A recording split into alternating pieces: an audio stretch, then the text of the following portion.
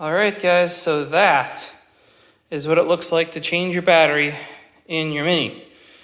F56 2014 and newer. A bit of the car is missing if you can't tell.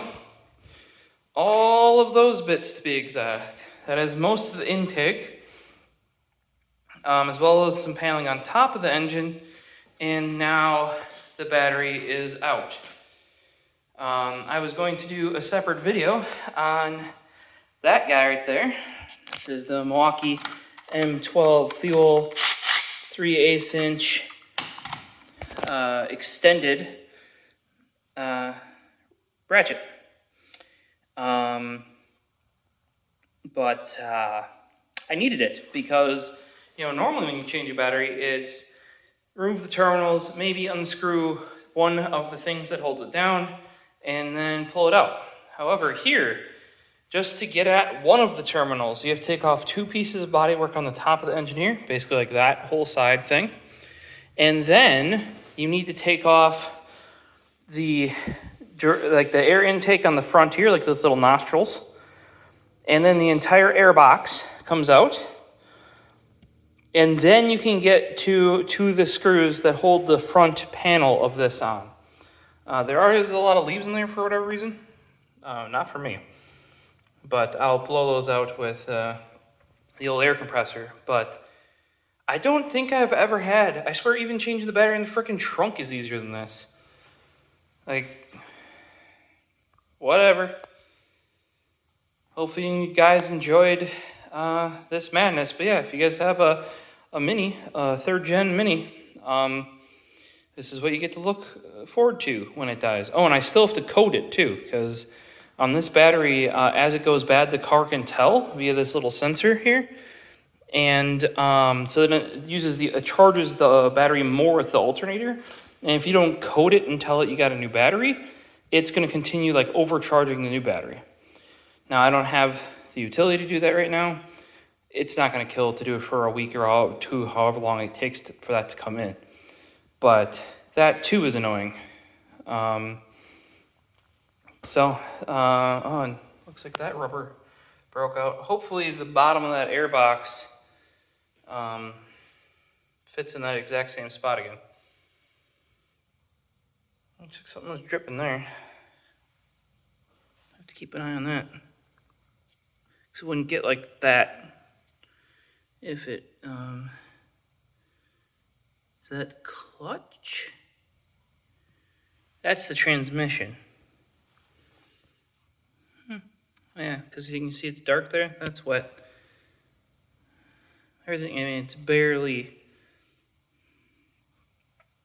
wet.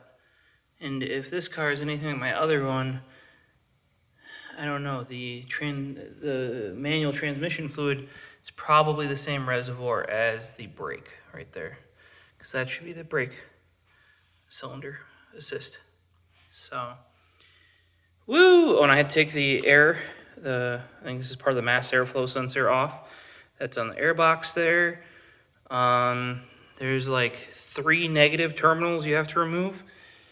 Or positive terminals, sorry. Because they use the relocator things so you can actually get to because you could never get to the battery. Like when I had to jump it, they put little nubbins to put your terminals on. Because you can't actually get to the battery. And normally that's because it's in the trunk or somewhere, not because it's like buried right under the nubbins and you have to rip apart. I mean, this isn't the engine, but that's what, 1, 2, 3, 4, 5 big pieces of plastic. It's not nothing. Only gotta take this weather stripping off. I gotta take this other piece off over here too. Yeah. Lovely. Well, see you the next one. Quick addition. Don't forget the spooge when you're putting on a new battery. Just lather that post with a good bit of dielectric grease.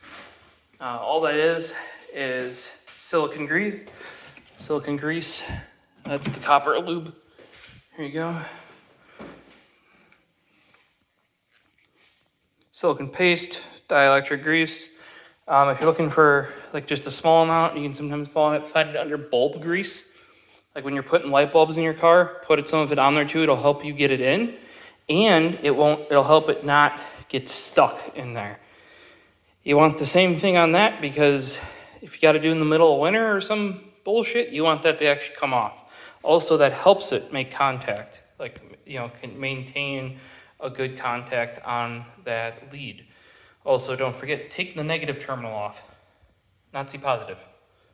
Otherwise, you get sparky spark. All right, finally back together. And I got the, you guys have only seen it Snap-on, building PCs before. Well, this is what it's actually used for. Really nice for the smaller things, especially like those little guys that actually screw into plastic, not the bolt metal things. I can see why people want the electronic ratchet. Holy fuck. Way, way, way nicer. If you can justify the cost, in this case, I know I'll be working on my cars and just bought a bunch of 3/8 socket stuff. And my recommendation, get the extendo guy. Because otherwise your reach, it ends here. Ends right there. And for me, that's like, I don't know, tiny. And they're like, oh yeah, when you use it inside the car, it's too big. Use the Snap-on guy, or something like the Snap-on guy in the car, in my opinion. Because there's not going to be, a lot of this stuff is, like here. Bert, like that sort of stuff. Where you would never get this guy in there. I mean, I wouldn't say a standard version of this is bad, especially if you can only afford like I've seen the original non-fuel version of that for under $100. Be aware it is pretty weak. That's why the fuel version is beefer. It's beefer. And lastly, for those of you that this is not a how-to, there are videos out there like that. If you just need to disconnect your battery, like say you're doing spark plugs or something, I think you generally want to disconnect your battery for that. Brain says you probably should. I'm missing a nut right there. That was already gone by the time I was in here.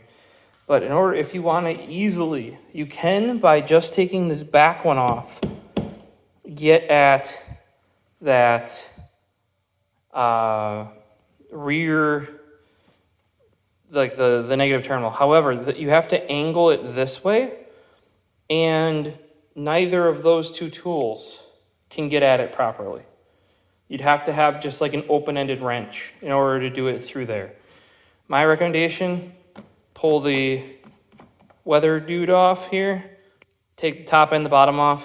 Don't put this on until you know you're done, this part. It covers so many things. It covers this little piece over here. It's what helps you, like without that off, it's very impossible to get to the negative battery terminal. Yeah, well, now we're gonna start this bad boy up, and I'm gonna take it for a spin. Probably have to redo the tire pressure sensors and a whole bunch of other stuff. Oh, I didn't realize how cracked my rubber surrounds and my headlights were either. I'd like to at some point put the LEDs here, but I don't know if the wiring harness is the same, like out of the factory, or if it's not, maybe somebody makes a modification kit or something. And ideally, I really like how the original minis look on here, like the actual mini LEDs. That's for future things. Right now is maintenance, and that's what all the videos are going to be.